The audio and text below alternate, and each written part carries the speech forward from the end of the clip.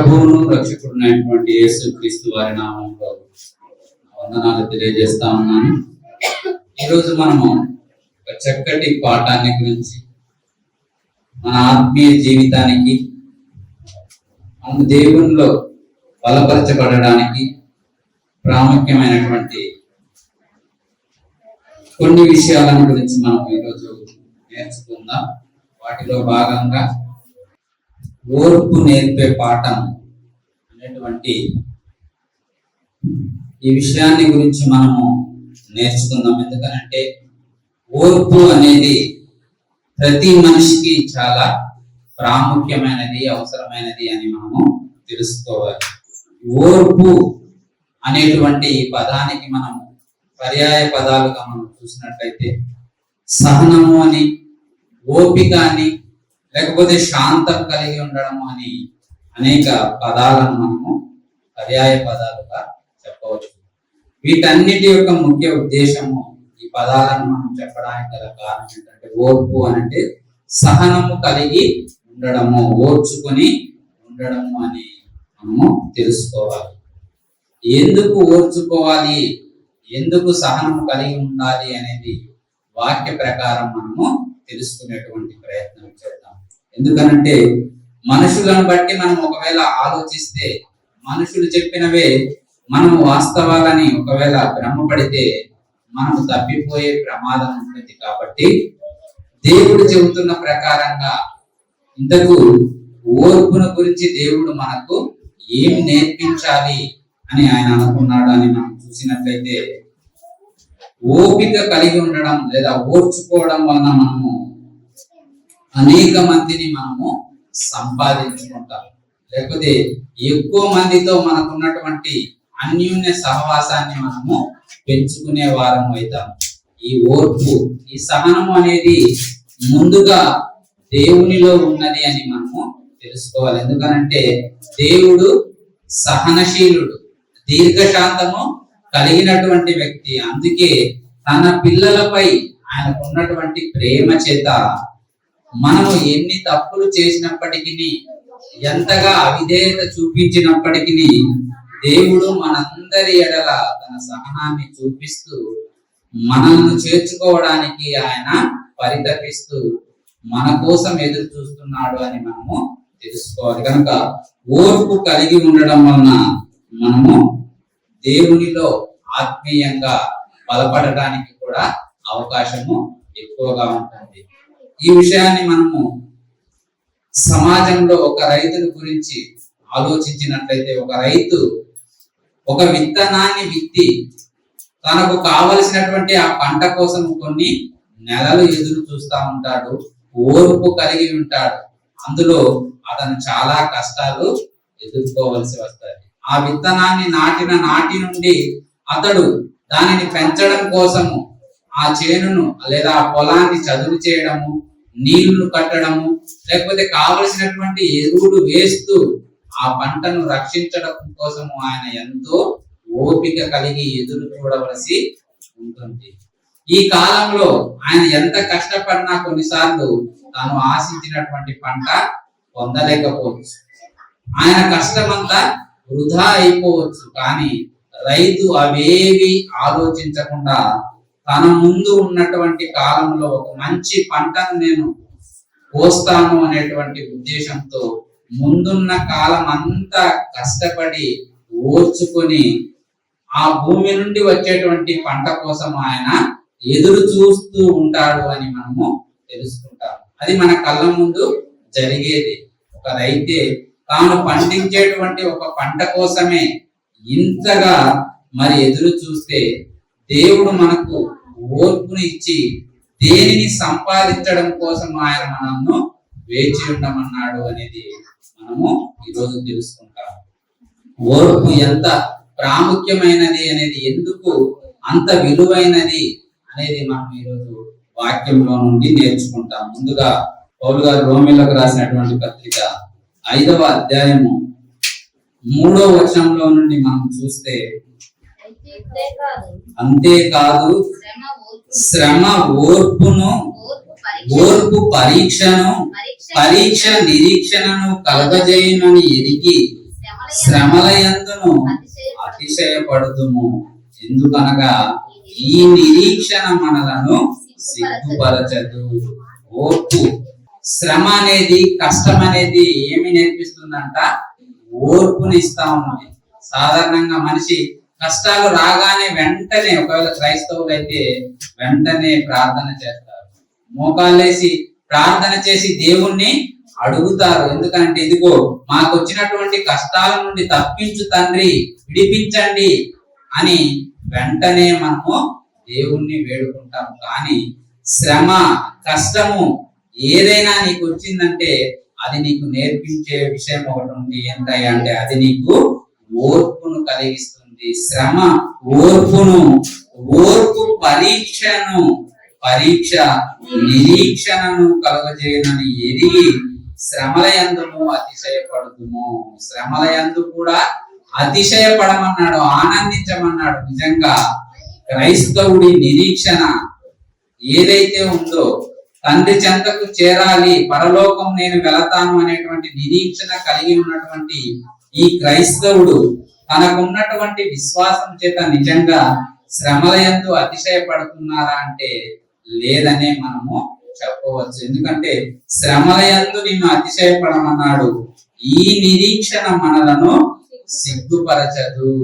ఈ నిరీక్షణ ఏదైతే క్రైస్తవునిగా నీవు విశ్వాసం నుంచి దేవుని పనుల యందు నీకు వచ్చేటువంటి కష్టాలు కానీ ఇబ్బందులను కానీ నువ్వు సహిస్తూ ముందుకు వెళుతున్నావో, ఈ నిరీక్షణ నిన్ను సిగ్గుపరచనీయదు. అందుకే దేవుడు ఇశ్రాయేలీయులను ఏర్పరచుకొని ఇశ్రాయేలీయుల ద్వారా ప్రపంచానికి ఆయన నామం యొక్క మహిమను తెలియపరచాలనుకున్నాడు. ఆయన పిల్లల ద్వారా అనేక మందిలో ఆయనను గురించి తెలియజెప్పాలని ఇశ్రాయేలీయులను ఏర్పరచుకొని వారిని నిజంగా వాళ్ళు ఆ ఐగుప్తులో ఉన్నటువంటి బానిసరకంలో ఉన్నటువంటి ఆ పరిస్థితిలో నుండి వాళ్ళను విడిపించి మంచి ప్రదేశానికి వాళ్ళను నడిపించాలని అనుకున్నప్పుడు దేవుడు ఆ మార్గంలో వారికి కొన్ని కష్టాలను పెట్టాడు. నిజంగా వీళ్ళ ప్రాంతాన్ని పొందుకోవడానికి అర్హులేనా?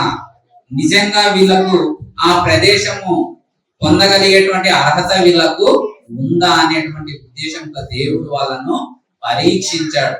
ఎందుకనంటే మనం కూడా ఒక విలువైనది, ఒక బంగారమే ఉందనుకోండి, ఏది పడితే భూమిలో దొరికింది కదా అని బంగారమే అని మనిషి దాన్ని తీసేసుకొని మెల్లో హారంగా చేసుకోడు.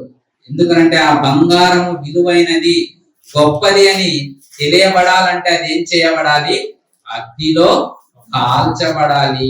ఆ అగ్నిలో అది కాల్చబడినప్పుడే, ఆ మంటలకు అది తట్టుకోగలిగినప్పుడే విలువైనది అని అది నిరూపించుకోగలుగుతుంది. స్వచ్ఛమైనది, మంచి విలువైన మేలిమి బంగారం అని ప్రజల చేత మన్నన ఎప్పుడు పొందుతుంది అంటే అది అనేకమైనటువంటి ఆ అగ్నిలో, ఆ మంటల్లో కాలి దానికి సహించగలిగినప్పుడే, ఓర్చుకోగలిగినప్పుడే అది విలువైనది అని మనము తెలుసుకుంటాం. కనుక ఈ యొక్క ఇశ్రాయేలీలను కూడా ప్రపంచానికి పరిచయం చేయాలనుకున్నాడు. వీళ్ళు నిజంగా దేవుని పిల్లలు, దేవుని ప్రజలు వీళ్ళు అని సమాజం వీళ్ళని చూసి గుర్తించాలి అని అనుకున్నాడు. అలా గుర్తించాలంటే వీళ్ళ ఇష్టానుసారంగా వీళ్ళు బ్రతికితే కష్టం, కుదరదు. ఎందుకంటే దేవుని నామానికి వీళ్ళు నిందలు తీసుకుని వచ్చిన వారుగా కనపడతారు. వీళ్ళ క్రియల చేత ఒకవేళ దేవుడు పరిశుద్ధుడు, వారి పిల్లలను కూడా ఆయన పరిశుద్ధులుగా ఉండమన్నాడు. అటువంటి పరిస్థితుల్లో వీళ్ళ జీవితం బాగోకపోతే, వీళ్ళ దుష్టక్రియల చేత తమ మార్గాన్ని చెడిపి వేసుకుంటే చాలా కష్టము, దేవుని నామానికే అవమానము కలుగుతుంది. కాబట్టి వీళ్ళను పరీక్షించాలనుకున్నాడు.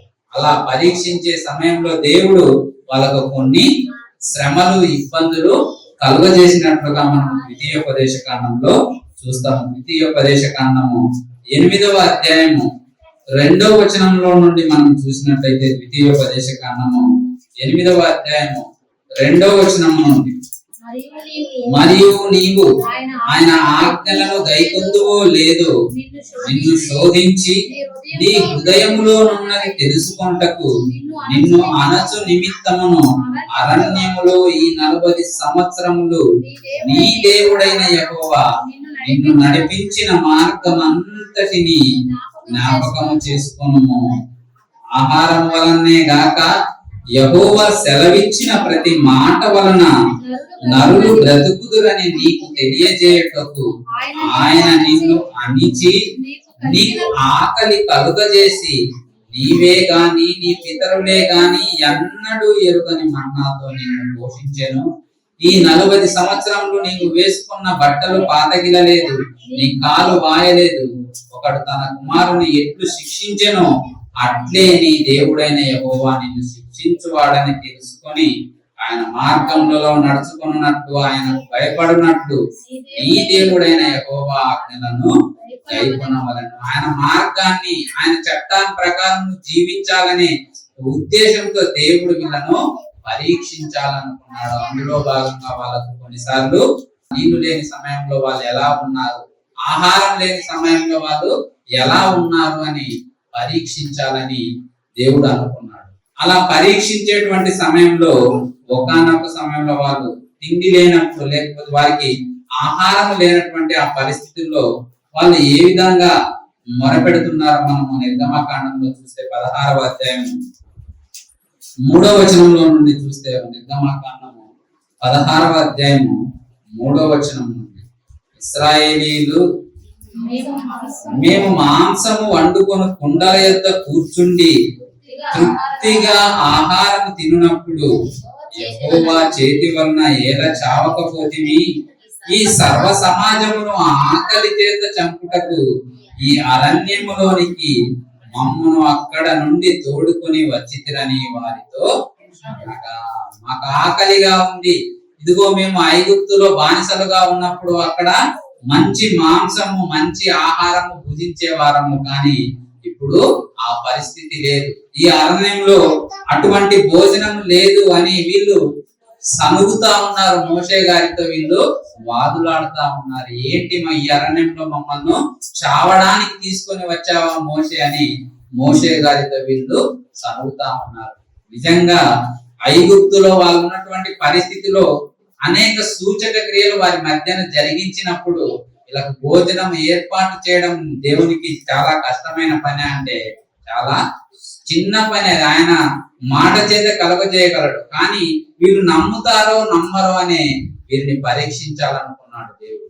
వీళ్ళు నా యందు నిజంగా విశ్వాసం కలిగి ఉన్నారా, నేను వాళ్ళను పెంచి పోషించగలనేటువంటి నమ్మకం వాళ్ళలో ఉందా లేదా అనే ఉద్దేశంతో దేవుడు వారిని పరీక్షిస్తా ఉన్నాడు. కానీ మొదటి పరీక్షలోనే వీళ్ళు ఫెయిల్ అయిపోయారు. ఆహారం దగ్గరనే, తిండి దగ్గరనే వీళ్ళు ఫెయిల్ అయిపోయారు. మరలా కొంతకాలానికి, కొంత సమయానికి మరలా వాళ్ళకు దాహానికి నీళ్లు లేవంటారు. 17వ అధ్యాయంలో మనం చూస్తే 17వ అధ్యాయం 3వ వచనంలో నుండి, అక్కడ ప్రజలు నీళ్లు లేక తప్పికొని మోషే మీద సనుగుచు, ఎందుకు మమ్మను, మా పిల్లలను, మా పశువులను తప్పి చేత చంపుటకు ఐగుప్తులో నుండి ఇక్కడికి తీసుకుని వచ్చితిరనేది. నిజంగా ఐగుప్తులో నుండి బయటకు తీసుకొని వచ్చింది ఇశ్రాయేలును చంపడానికా? కాదు. దేవుడు ఒక మంచి ప్రదేశానికి, పాలు తేనెలు ప్రవహించేటువంటి ఆ ప్రదేశానికి వారిని నడిపించాలనుకున్నాడు. నిజంగా అది ఎంతటి మంచి ప్రదేశము. నిజంగా ఆ మాటలను మనం చూసినట్లయితే వారికి ఒక మంచి ప్రదేశాన్ని దేవుడు ఇవ్వాలని చూసినట్లుగా మనం చూస్తాం, కానీ దానిని పొందుకునేటువంటి యోగ్యులుగా వీళ్ళు కనపడలేదు. ఆయన ఇవ్వాలనుకున్న దాన్ని వీళ్ళు పొందుకోవడానికి అర్హులుగా వీళ్ళు కనబడనట్లుగా మనం చూస్తాము. ఎటువంటి ప్రదేశం అనంటే ద్వితీయోపదేశ కాండము 8వ అధ్యాయము 7వ వచనంలో నుండి, నీ దేవుడైన యెహోవా ఆజ్ఞలను గైకొనవలెను, నీ దేవుడైన యెహోవా నిన్ను మంచి దేశంలో ప్రవేశపెట్టును. అది నీటి వాగులను, లోయలలో నుండి, కొండలలో నుండి పారు ఊటలను, అగాధ జలములను గల దేశము. అది గోధుమలు, యవలు, ద్రాక్ష చెట్లు, అంజూరపు చెట్లు, దానిమ్మ పండ్లను గల దేశము. ఒలీవ నూనెయు తేనెయు గల దేశము. కరువు అనకొనకుండా నీవు ఆహారము తిను దేశము. అందులో నీకు ఏ లోపము లేనటువంటి మంచి దేశాన్ని, మంచి ప్రదేశంలోనికి వీళ్ళను నడిపించాలని దేవుడు అనుకుంటే వీళ్ళు మాత్రం మోషే గారితో ఏమని చెబుతున్నారు? మమ్మల్ని తిండి లేకుండా నీళ్లు లేకుండా ఈ అరణ్యంలో చంపడానికి తీసుకొని వచ్చావా అని వీళ్ళు సనుగుతున్నారు అని అంటే వీళ్ళకు నిజంగా దేవుని మీద నమ్మకం ఉందా అంటే లేదు. దేవుడు వీరికి ఇవ్వాలనుకున్నటువంటి ఆ మంచి ప్రదేశాన్ని పొందుకోవడానికి వీళ్ళు అర్హులు కానట్లుగానే మనకు కనబడుతుంది. అందుకే సుమారు లక్షల మందిగా బయలుదేరినటువంటి ఈ కాల్బలంలో ఈ సంఖ్యలో కేవలము ఆ ప్రదేశంలోనికి ప్రవేశించింది కేవలము ఇద్దరే అని మీరు జ్ఞాపకం చేసుకోవాలి. లక్షల మంది బయలుదేరారు, ఐగుప్తులో నుండి లక్షలుగా వాళ్ళు బయలుదేరారు, కానీ కేవలం ప్రవేశించింది ఇద్దరే. అంటే వీరందరూ అనర్హులు అని మీరు జ్ఞాపకం చేసుకోవాలి. అంటే దేవుడు పరీక్షిస్తే నిజంగా మన యొక్క ఓపికను సహనాన్ని ఆయన ఒకవేళ పరీక్ష పెడితే మనము ఎంత మందిని నిలుస్తాము అనేది మన విశ్వాసానికి దేవుడు విడిచిపెడతా ఉంటాడు. కనుక మనము ఆ విధంగా ఉండకూడదు. అందుకే ఇశ్రాయేలుకు చెప్పాడు, భోజనం వలననే కాదు దేవుని నోట నుండి వచ్చు ప్రతి మాట వలన మనిషి బ్రతుకుతాడు అని దేవుడు చెప్పాడు.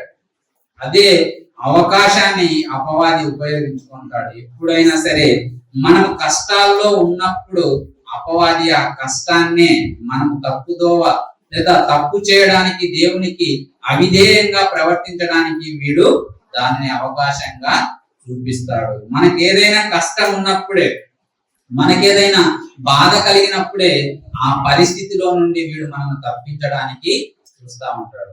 ఆ బాధ కలిగినప్పుడు, ఇదిగో నువ్వు ఇన్ని రోజులు దేవుడు దేవుడు అని దేవుని చెంతకు వెళ్తున్నావు, మరి నీ దేవుడు నిన్ను రక్షించడా?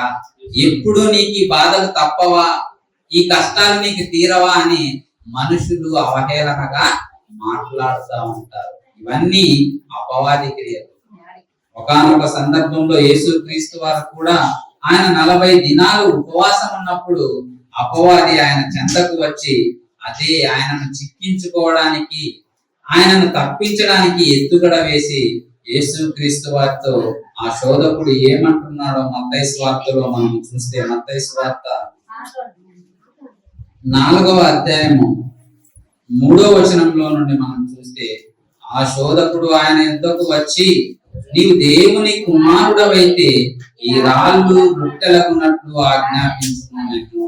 అందుకు ఆయన, మనుష్యుడు రొట్టె వలన మాత్రము కాదు గాని దేవుని నోట నుండి వచ్చు ప్రతి మాట వలనను జీవించును. ఇగో భోజనం వలననే కాదు మనిషి బ్రతికేది, దేవుని నోట నుండి వచ్చేటువంటి ప్రతి మాట మనిషిని బ్రతికిస్తాది అని యేసుక్రీస్తు వారు చెప్పడం మనము చూస్తాము. కానీ ఏశావు విషయంలో మనం చూసినట్లయితే, ఏశావు గారికి కూడా ఆకలి వేసినప్పుడు ఒక్క పూట తిండి కోసం ఏశావు ఏం చేశాడంట? ఆదికాండంలో మనము ఆ విషయాన్ని చూసినట్లయితే, ఆదికాండము 25వ అధ్యాయము 29వ వచనంలో నుండి మనం చూసినట్లయితే, ఒకనాడు యాకోబు కలగూర వంటకము వండుకొని చుండగా ఏశావు అలసిన వాడై పొలములో నుండి వచ్చి, నేను అలసి ఉన్నాను, ఆ ఎర్రగానున్న దానిలో కొంచెం దయచేసి నాకు పెట్టుమని అడిగాను. అందుచేత అతని పేరు ఎదోము అనబడెను. అందుకు యాకోబు, ఈ జ్యేష్ఠత్వము నేడు నాకిమ్మని అడగగా ఏశావు, నేను చావబోతున్నాను కదా, జ్యేష్ఠత్వము నాకెందుకు అనేను. ఏమంటున్నాడు? ఒక పూట తిండి కోసము, ఒక పూట భోజనాన్ని ఓర్చుకోలేక, ఒక పూట తిండికి ఓర్చుకోలేక ఏశావు ఏం చేస్తా ఉన్నాడు? తనకు దేవుడు ఇచ్చినటువంటి జ్యేష్ఠత్వాన్ని, దేవుడు ఆయనకి ఇచ్చినటువంటి జ్యేష్ఠత్వాన్ని కూడా వదిలి వేసుకోవడానికి సిద్ధపడ్డాడు అని అంటే, నిజంగా ఆయనకు ఇవ్వబడిన జ్యేష్ఠత్వానికి ఉన్న బహుమానాన్ని, ఆ ఆశీర్వాదాన్ని ఏశావు గారు గుర్తించలేకపోయాడు. తండ్రి దగ్గర నుండి ఆశీర్వాదం పొందుకోవలసినటువంటి వ్యక్తిగా ఉండవలసిన ఏశావు కేవలం ఒక పూట భోజనం కొరకు జ్యేష్ఠత్వాన్ని విడిచిపెట్టినట్లుగా మనం చూస్తాము. అందుకే ఏశావు గారిని ఏమన్నారంటే, ఒక పూట తిండి కొరకు దేవుడు ఇచ్చినటువంటి ఆ జ్యేష్ఠత్వాన్ని విడిచిపెట్టినటువంటి ఏశావు వంటి భ్రష్టుడు అంటాడు. అంటే దేవుని ఆజ్ఞలను విడిచిపెట్టి ఆయనకు అనుకూలమైనది జరిగించినటువంటి ఎవరైనా సరే దేవుని దృష్టికి భ్రష్టుడుగా కనపడతారు. అందుకే ఏశావును దేవుడు భ్రష్టుడు, మళ్ళా వ్యభిచారి అని అంటాడు. కనుక మనుషుడు దేవుని నోట నుండి వచ్చే ప్రతి మాట వలన జీవిస్తాడు అనే విషయాన్ని మనము తెలుసుకోవాలి. లోకంలో మనకు కష్టాలు రావచ్చు, ఇబ్బందులు రావచ్చు, వాటిని అన్నిటినీ సహించగలిగే శక్తిని కూడా దేవుడు మనకు అనుగ్రహిస్తాడు. ఆ బాధలలో నుండి మనము బయటపడేటువంటి మార్గాన్ని ఆయన ఏర్పాటు చేస్తాడు అనేటువంటి విశ్వాసంతో మనం అందరము ఉండాలి. అందుకే ఇక్కడ జరిగినటువంటి పరిస్థితులను మనం ఆలోచించాలి. ఏశావు గారు ఏ విధంగా ప్రవర్తించారు, యేసుక్రీస్తు వారు ఏమని చెబుతున్నారు అనేది మనము జ్ఞాపకం చేసుకోవాలి. మనకు కూడా కష్టాలు ఎదురవుతుంటాయి, బాధలు వస్తూ ఉంటాయి, ఇబ్బందులు కలుగుతూ ఉంటాయి.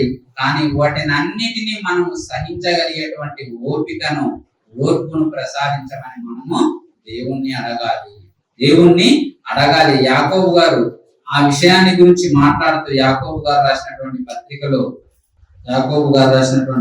5వ అధ్యాయము 7వ వచనంలో నుండి చూస్తే, సహోదరులారా, ప్రభువు రాకడ వరకు ఓపిక కలిగి నుండి చూడుడి.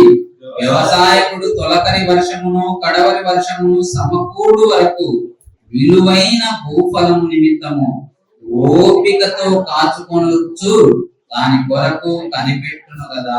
ఒక రైతు, వ్యవసాయం చేసేటువంటి ఒక రైతు, తొలకరి వర్షము కడవరి వర్షము సమకూడే వరకు, అవి రెండు రావాలంటే, భూమిలో నుండి ఒక మంచి ఫలాలు అతను అనుభవించాలి, తీసుకోవాలంటే ఆ తొలకరి వర్షము కడవరి వర్షము ఆ భూమిని మీద పడి అది ఫలించే వరకు రైతు ఎదురు చూస్తాడు. దేని కొరకు? ఓపికతో కాచుకుంటాడంట. దేని కొరకు అంటే ఆ భూ ఫలము నిమిత్తం అతను ఓపికతో కాచుకుంటాడు.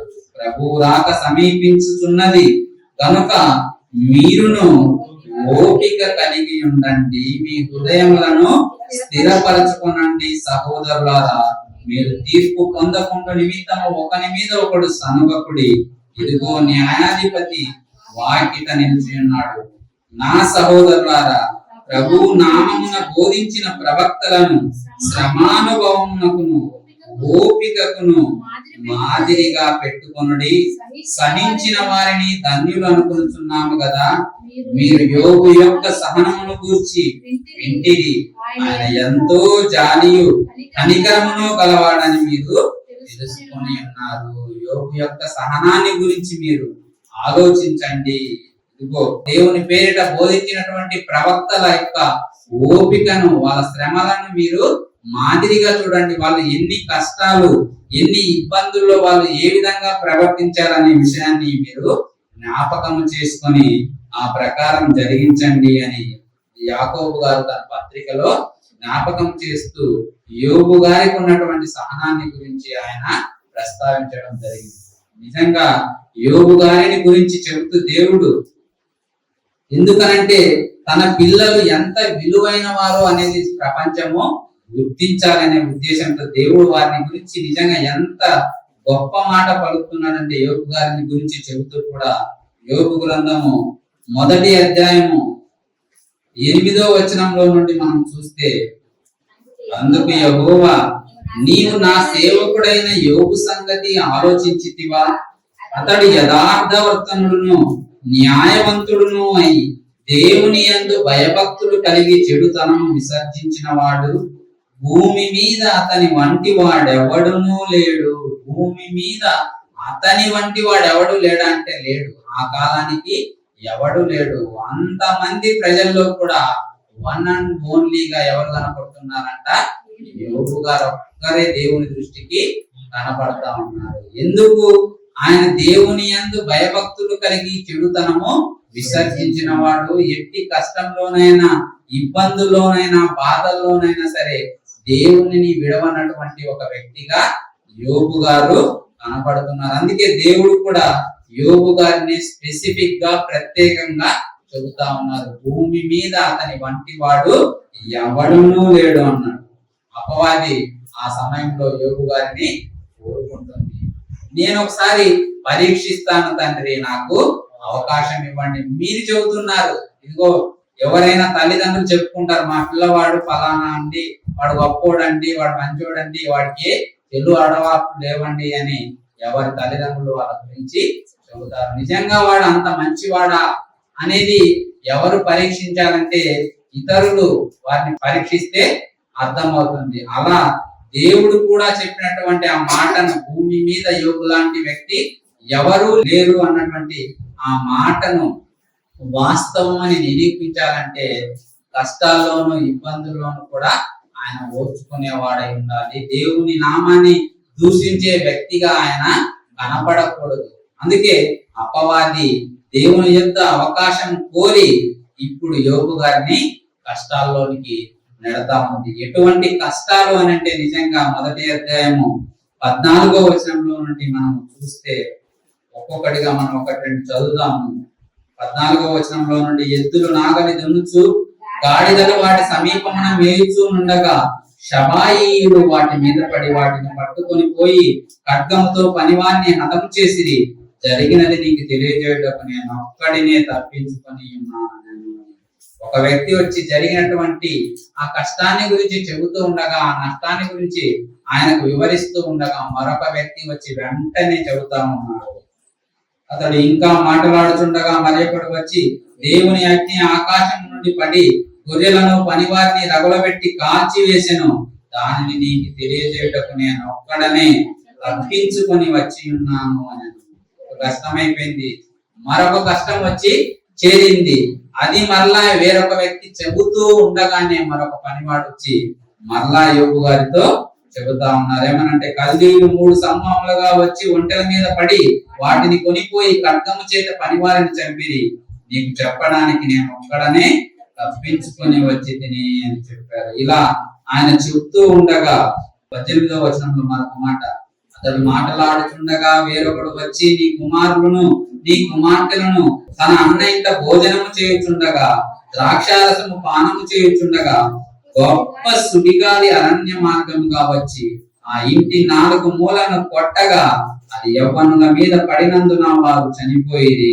దానిని నీకు తెలియజేయటకు నేను ఒక్కడనే తప్పించుకొని ఉన్నాను. నిజంగా యోగు గారికి వచ్చిన కష్టాలు ఒక్కొక్కటిగా మనం చూస్తే ఒకదాని మీద ఒకటి తెలిసిన వెంటనే మరి ఒకటి జరిగిన వెంటనే మరొకటి, కష్టం మీద కష్టము ఆయనకు జరుగుతూ ఉంటే ఎవరికైనా ఎలా ఉంటది అని అంటే, ఎందుకు నేను సహించాలి అనేటువంటి ఆలోచన వస్తుంది.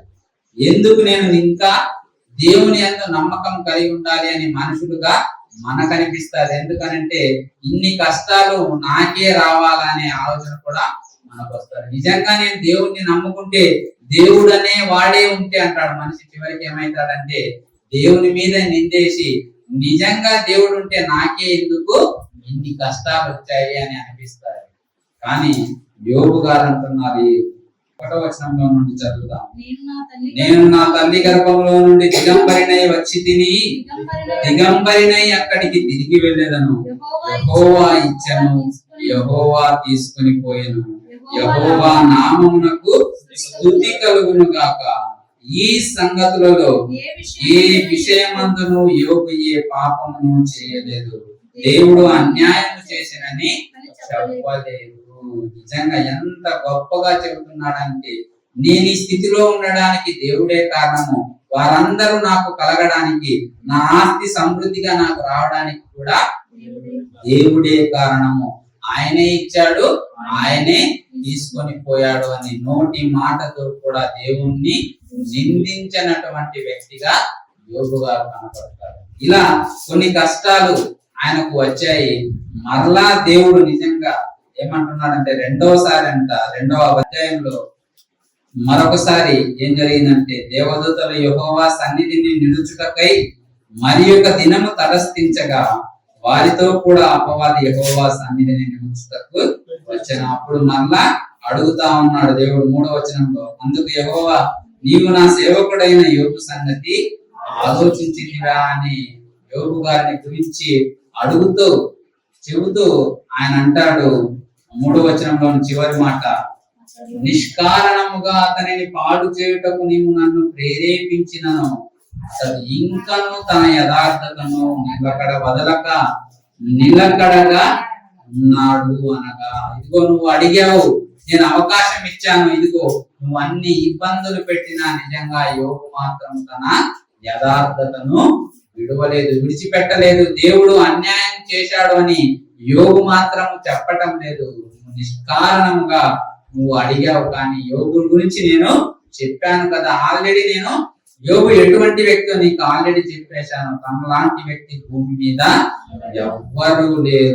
ఎవరు లేరు అన్నప్పుడు అపవాది మరలా రెండోసారి కోరుకుంటా ఉంది. ఇదిగో తనకున్న ఆస్తిని నేను పాడు చేశాను, తన పిల్లలని నేను పాడు చేశాను, తనకున్నటువంటి సర్వ ఆస్తిని నేను నష్టపరిచాను, కానీ ఇప్పుడు మీరు ఒకసారి మరలా నాకు అవకాశం ఇవ్వండి అంటే దేవుడు మరలా అవకాశం ఇచ్చాడు. మరలా అవకాశం ఇస్తే ఆయన ప్రాణం మాత్రం నీవు ముట్టవద్దు, నువ్వేం చేయగలవో ఇక చేసుకో అన్నప్పుడు ఆయనకు ఏం చేసింది అపవాది అని మనం చూస్తే 6వ వచనంలో, అందుకు యెహోవా అతడు నీ వశముననున్నాడు, అతని ప్రాణము మాత్రము నీవు ముట్టవద్దని సెలవిచ్చెను. కాబట్టి అపవాది యెహోవా సన్నిధి నుండి బయలు వెళ్లి అరికాలు మొదలుకొని నడినెత్తి వరకు బాధగల కురుపులతో యోగును మొత్తెను. అతడు ఒళ్ళు గోపుకొంటకై చిల్ల పెంకు తీసుకొని బూడిదలో కూర్చుండగా అతని భార్య వచ్చి, నీవు ఇంకను యథార్థతను వదలకయిందువా, దేవుని దూషించి మరణము కమ్మనెను. ఆయనకున్న పరిస్థితి ఎలా ఉందంటే, ఎంత గొప్పగా బ్రతికినటువంటి వ్యక్తి, 10 మందిలో ఎంతో విలువైనటువంటి మర్యాదలు కలిగినటువంటి వ్యక్తి, ఆస్తి కలిగినటువంటి వ్యక్తి, ఆయన పరిస్థితి చివరికి ఎలా అయిపోయిందంటే, ఒక చిల్ల పెంకు తీసుకొని బూడిదలో కూర్చొని ఆయన వచ్చినటువంటి ఆ రోగాన్ని గురించి తన శరీరంతో ఆ చిల్ల పెంకుతో గీక్కునేటువంటి పరిస్థితి, కష్టం ఆయనకు వచ్చింది. నిజంగా ఆ పరిస్థితి మనకు వస్తే మనము సహించగలుగుతామా, ఓర్చుకోగలుగుతామా? చిన్న కష్టం వస్తేనే మనము సహించలేము. ఎదుటి వాడు మనం ఒక మాట అంటేనే మనము సహించలేము. అటువంటిది యోగు గారు తన జీవితంలో ఆయనకు వచ్చిన కష్టాలను గురించి చెబుతూ ఆ పరిస్థితిలో కూడా ఆయన దేవుణ్ణి విడిచిపెట్టలేదు. తన భార్య వచ్చి చివరికి అంటుంది, ఇదిగో ఈ పరిస్థితిలో కూడా నీవు దేవుణ్ణి విడిచిపెట్టవా, నీ యథార్థతను మానుకోవా, దేవుణ్ణి దూషించి మరణము కమ్ము అని ఆమె చెబుతా ఉన్నప్పుడు, అందుకు అతడు యోగు గారు అంటున్నారు, మూర్ఖురాలు మాటలాడునట్లు నీవు మాటలాడుచున్నావు, మనము దేవుని వలన మేలు అనుభవించుతుమా, కీడును మనము అనుభవింప తగదా. నేను ఈ సంగతులలో ఏ విషయమందైనను యోగు నోటి మాటతోనైనను నోటి మాటతో కూడా తన నోరు తెరిచి, ఇదిగో దేవుడు నాకు అన్యాయం చేశాడు అనేటువంటి మాట పలకలేదు. మనమైతే కొందరు చూస్తా ఉంటాము, ఒక కుటుంబంలో ఒక మంచి యవ్వనస్తుడు గాని, ఒక చిన్నప్పుడు ఒక పిల్లవాడు గాని చనిపోయినప్పుడు వాళ్ళు రోధిస్తూ ఏడుస్తూ చెప్పేటువంటి మాట ఏందయ్యా అంటే, దేవునికి నా కొడుకే దొరికాడా, నాకే రావాలా. నిజంగా దేవుడు ఎంత అన్యాయస్తుడు అని వాళ్ళు చెబుతా ఉండడం మనం చూస్తాం. కానీ ఇన్ని కష్టాలు కలిగినప్పుడు కూడా యోగు గారు తన యథార్థతను విడవలేదు. నోటి మాటతో కూడా దేవుడు నాకు అన్యాయం చేశాడని ఆయన చెప్పలేదు. అంటే నిజంగా ఆయనకున్నటువంటి సహనాన్ని గురించి అందుకే అపోస్తలుడు జ్ఞాపకం చేశారు. యాకోబు గారు అందుకే యోగు గారికి ఉన్నటువంటి సహనాన్ని గురించి మీరు విన్నారా అని ఎందుకు జ్ఞాపకం చేస్తున్నారంటే, క్రైస్తవుడిగా నీవు ఆ సహనాన్ని గురించి తెలుసుకోవాలి, నేర్చుకోవాలి, ఆ ప్రకారము జీవించడానికి నువ్వు అలవరుచుకోవాలి. అందుకే వాళ్ళు జ్ఞాపకం చేశారు. నిజంగా ఆయన పరిస్థితిలో ఆయనతో ఉన్న వారు ఏ విధంగా ప్రవర్తించారంటే, నిజంగా యోగు గారికి కలిగినటువంటి ఆ బాధలలో తనతోటి ఉన్న వారు ఎలా ప్రవర్తిస్తున్నారో మనం ఒకసారి చూస్తే, యోగు గ్రంథము 19వ అధ్యాయము 14వ వచనంలో నుండి చూద్దాం. నా బంధువులు నా యుద్ధకు రాకయున్నారు, నా ప్రాణ స్నేహితులు నన్ను మరచిపోయి ఉన్నారు. యోగు గారికి వచ్చిన కష్టాలను చూసి ఆయన బాగున్నప్పుడు అందరూ వచ్చి చేరారు, ఆయనతో ఆనందించారు, ఆయనకున్న దానిలో వీళ్ళు కూడా పంచుకున్నారు, సంతోషంగా ఉన్నారు. కానీ ఎప్పుడైతే యోగు గారికి కష్టం వచ్చిందో, ఇబ్బందులు కలిగాయో, అప్పుడు ఏమైందంట, బంధువులు ఆయన యుద్ధకు రాక ఉన్నారు, నా ప్రాణ స్నేహితులు నన్ను మరచిపోయి ఉన్నారు, నా ఇంటి దాసీ జనులు నన్ను అన్యునిగా ఎంచెదరు, నేను వారి దృష్టికి పరదేశినై ఉన్నాను. నిజంగా నా పని వాళ్ళు కూడా నన్ను అన్యుడిగా, నేనెవరో తెలియనటువంటి వ్యక్తిగా వాళ్ళు నన్ను చూస్తా ఉన్నారు. వారి యజమానిగా ఉన్నటువంటి నన్ను వాళ్ళు మరచిపోయి, నేనేదో అన్యుడిగాను వారికి తెలియనటువంటి వ్యక్తిగా వాళ్ళు నన్ను చూస్తా ఉన్నారు. 16వ వచనంలో, నేను నా పనివాని పిలువగా వాడేమీ పలుకకుండా ఉన్నాడు, నేను వాని బతిమాలవలసి వచ్చాను. నా పనివాని పిలిస్తే ఆ పనివాడు ఎలా ఉన్నాడంటే, అసలు ఆయన ఏదో పిలవనట్టుగా, ఈయనెవరో తెలియదన్నట్టుగా పనివాడు సైతము ఆయన దృష్టికి ఎలా ఉన్నాడంటే, పిలిచినా కూడా ఆయన బతిమాలవలసినటువంటి పరిస్థితి యోబు గారికి వచ్చింది. 17వ వచనంలో, నా ఊపిరి నా భార్యకు అసహ్యము, నేను కనిన కుమారులకు నా వాసన అసహ్యము, చిన్న పిల్లలు సహా నన్ను తృణీకరించెదరు, నేను లేచుట చూచిన ఎడల బాలురు నా మీద దూషణలు పలికెదరు. చిన్న పిల్లలు సైతం నేను వస్తా ఉన్నప్పుడు, నన్ను చూసినప్పుడు బాలురు కూడా దూషిస్తా ఉన్నారు, ఎగతాళిగా మాట్లాడుతున్నారు. ఎందుకంటే ఆయనకున్న వచ్చినటువంటి కష్టం అలాంటిది. బూడిదలో కూర్చొని చిల్ల పెంకుతో శరీరాన్ని గోపుకున్నట్టు ఉంటే అందరికి ఎలా ఉంటది అంటే, అటువంటి వారిని చూసి మనము చూస్తా ఉంటాం. అప్పుడప్పుడు రోడ్ల వెంట వెళ్తున్నప్పుడు అడుక్కునే వాళ్ళకి ఏదైనా వాళ్ళకు ఉన్నటువంటి బట్టలు లేక వాళ్ళు ఆ పరిస్థితుల్లో రోడ్డు మార్గంలో వెళ్తా ఉన్నప్పుడు చిన్నపిల్లలు చూస్తే వాళ్ళను ఎగతాళి చేస్తా ఉంటారు, వాళ్ళని పట్టుకొని లాగుతా ఉంటారు, అవహేళనగా మాట్లాడుతూ ఉంటారు. అలా యోబు గారిని చూసి వీళ్ళు దూషణలు పలుకుతా ఉన్నారు. నా ప్రాణ స్నేహితులకు అందరికీ నేను అసహ్యుడనైతిని, నేను ప్రేమించిన వారు నా మీద తిరగబడి ఉన్నారు, నా ఎముకలు నా చర్మముతోను నా మాంసముతోను అంటుకొని ఉన్నవి, దంతముల అస్థి చర్మము మాత్రము నాకు మిగిలింపబడి ఉన్నది. నా పరిస్థితి ఎంతో భయంకరంగా ఘోరంగా తయారైంది. నేను నడవడానికి, నేను జీవించడానికి కూడా అసహించుకునేటువంటి పరిస్థితి ఏర్పడింది. నేను ఎందుకు బ్రతికున్నానా అనేటువంటి ఆలోచన వస్తా ఉంది అని యోబు గారు ఆయనకు వచ్చినటువంటి కష్టాలను గురించి చెబుతా ఉన్నారు. కానీ ఇన్ని జరిగినప్పటికీ కూడా, ఇన్ని కష్టాలు ఆయనకు వచ్చినప్పటికీ కూడా యోబు గారు మాత్రం దేవుని మీద ఎటువంటి మాట ఆయనకు అవిధేయంగా మాట్లాడటం లేదు. దేవుడు నాకు అన్యాయం చేశాడు అనే మాట ఆయన నోట నుండి రావటం లేదు. అంత కష్టంలో కూడా ఆయన దేవుని నామాన్ని గెలిపించినటువంటి ఒక మంచి గొప్ప వ్యక్తిగా మనకు యోబు గారు కనపడుతున్నారు. అందుకే భక్తులు ఆయనను జ్ఞాపకం చేసుకుంటున్నారు. ఇదిగో యోబు గారి యొక్క సహనాన్ని మీరు పరీక్షించిరా, తెలుసుకుంటారా, ఇదిగో ఆయన ఎటువంటి వ్యక్తో మీరు ఒకసారి తెలుసుకోండి. ఆయనకు ఉన్నటువంటి సహనాన్ని గురించి మీరు ఆలోచించండి. అన్ని కష్టాల్లో కూడా, ఇబ్బందుల్లో కూడా ఆయనకున్న ఓర్పును మీరు ఒకసారి ఆలోచిస్తే నిజంగా ఆ ఓర్పుని మీరు మాదిరిగా పెట్టుకోండి.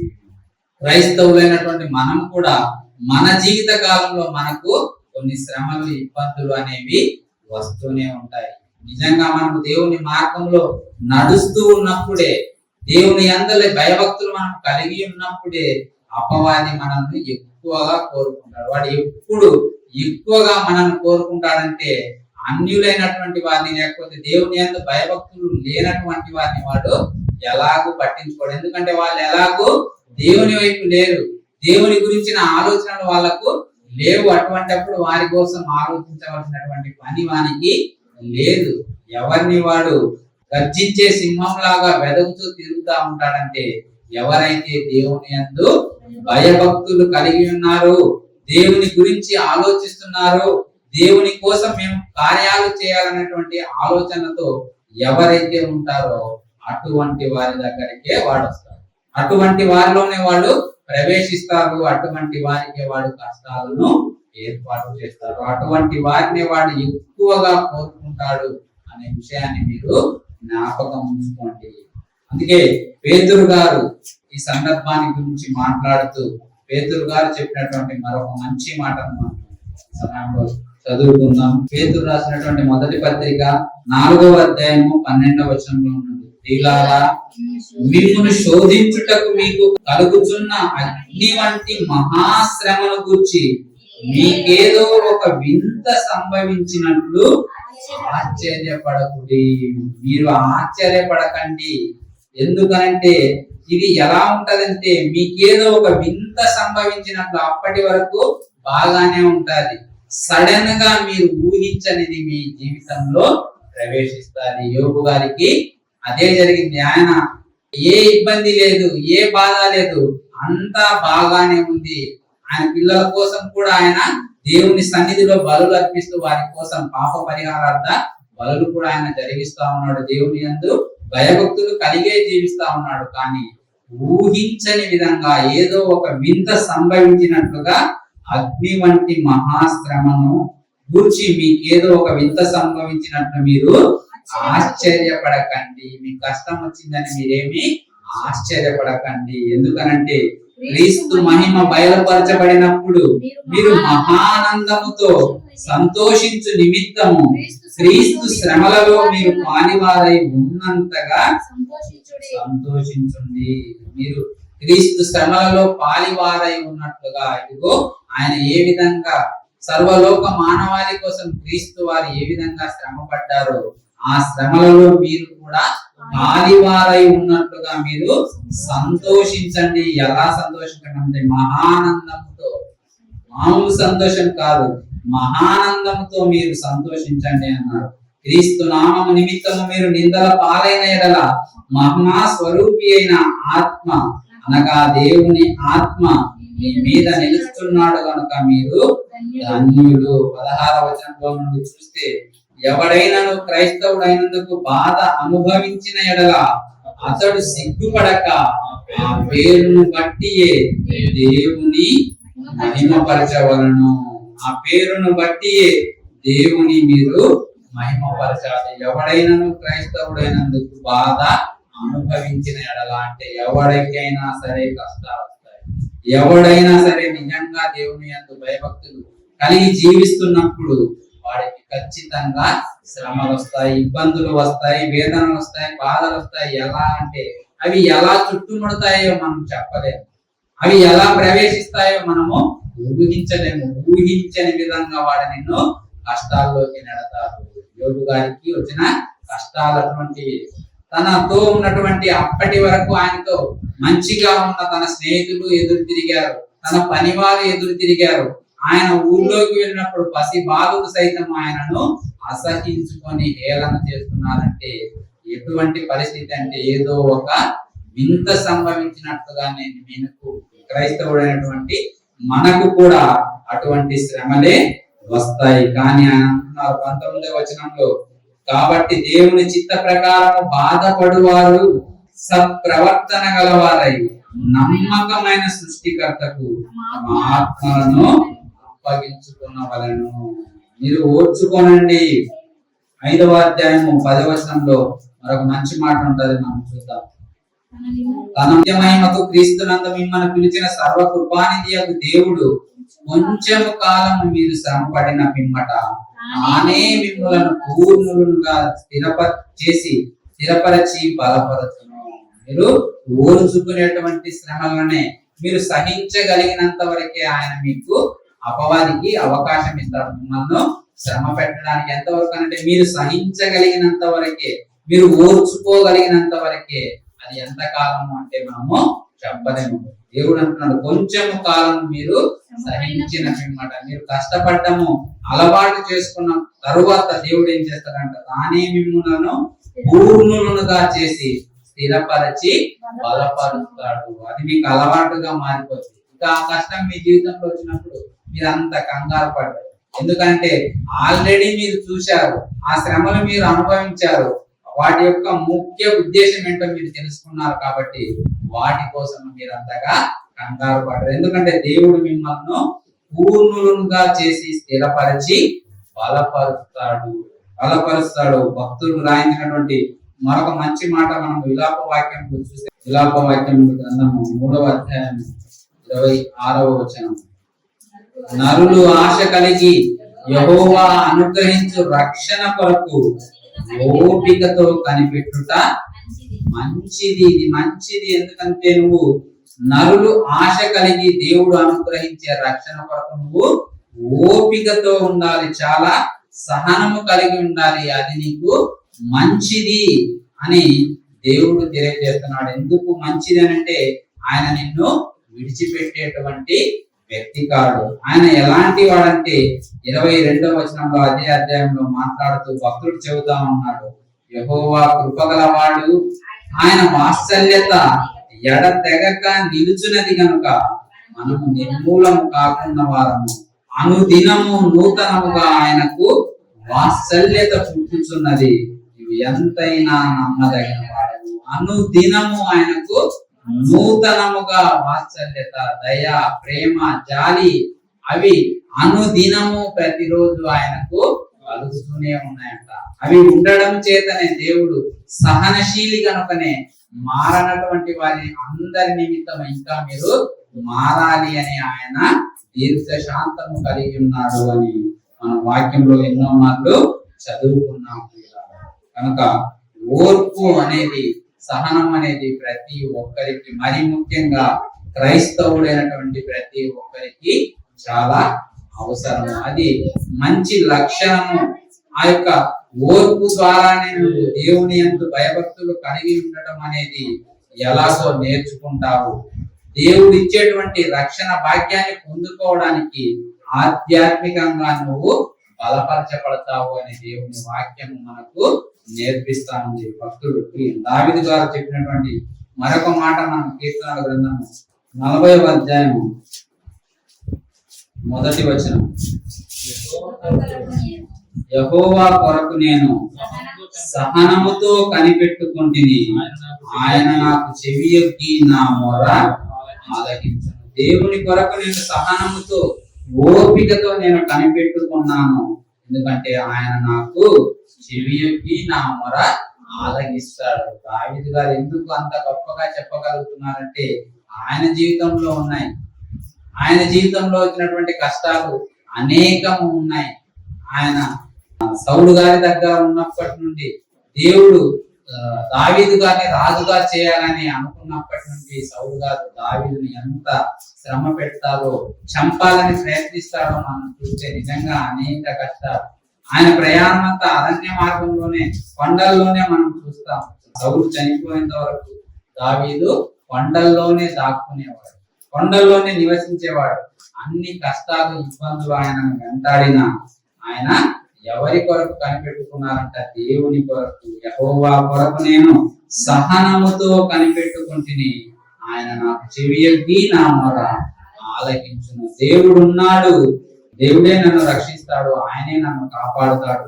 నా శ్రమలలోనైనా, నా ఇబ్బందుల్లోనైనా సరే ఆయనే నన్ను రక్షిస్తాడు అనేటువంటి ఒక మంచి నమ్మకంతో భక్తులు ఉన్నట్లుగా మనం చూస్తాం పిల్లలు. కనుక మనము కూడా దేవుని కొరకు ఎదురు చూసేటువంటి వారిగా ఉండాలి. చివరిగా యెషయా గ్రంథము 40వ అధ్యాయము 31వ వచనంలో రాయబడినటువంటి మాటను మనం చదువుకుని ముగించుకుందాం.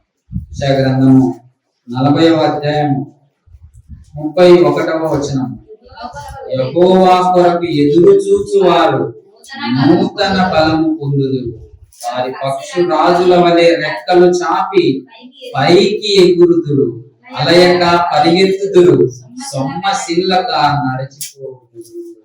దేవుని కొరకు సహనముతో ఓర్చుకునేవారు, ఎదురు చూసేవారు నిజంగా ఎలా ఉంటారంట? నూతన బలాన్ని పొందుకుంటారు. దేవుడు ఏ విధంగా ఆయనకు అనుదినము వాత్సల్యత కలిగి మన ఎడల జాలి, దయ చూపిస్తా ఉన్నాడో, మనకు కూడా అనుదినము దేవుని కొరకు మనం ఎదురు చూసేవారు ఉంటే మనకు కూడా ప్రతి దినము నూతన బలాన్ని పొందుకుంటాము. పక్షి రాజు వలె రెక్కలు చాపి పైకి ఎక్కుదుము, అలయక పరిగెత్తుదుము, సొమ్మసిల్లక నడిచిపోదుము.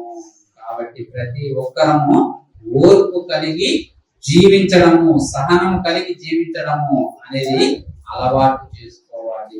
ఓర్పు లేకపోతే మనము సుట్టిల్లే అవకాశం ఉంటుంది, మనము పడిపోయే ప్రమాదమే ఎక్కువగా ఉంటది. కాబట్టి ప్రతి ఒక్కరు మరి ముఖ్యంగా క్రైస్తవులైనటువంటి మనమందరం కూడా సహనం కలిగి ఉండాలి. శ్రమ పడే విధంగా మనము ఆలోచన కలిగి ఉండాలి. శ్రమలు వచ్చాయని, ఇబ్బందులు వచ్చాయని మనము కృంగిపోయే వారంగా ఎప్పుడు ఉండకూడదని మీకు తెలియజేస్తూ ఈ నా మాట ఇంతటితో ముగిస్తా ఉన్నాను.